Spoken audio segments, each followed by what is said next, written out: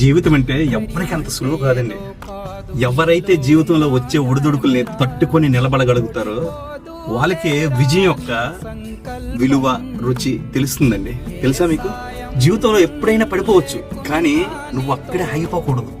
నీపై అపహాస్యం చేసి మాట్లాడేవాళ్ళు, నీపై నవ్వేవాళ్ళు ఒకరోజు నీ ముందు నిలబడి చప్పట్లు కొట్టేలాగా బ్రతకాలి.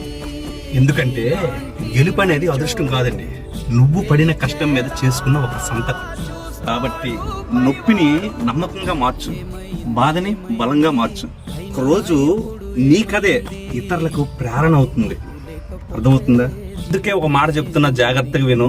దెబ్బ తినాలి, రాటు తేలాలి, కింద పడాలి, ఎదిగి చూపించాలి, ప్రాణం పోయేంత వరకు పోరాడాలి. చివరికి గెలుపు నీదే అని కాలం కూడా తల వంచాలి. అర్థమవుతుందా? అర్థమైతే లైక్ చేసుకో. బా ఉంటా మరి.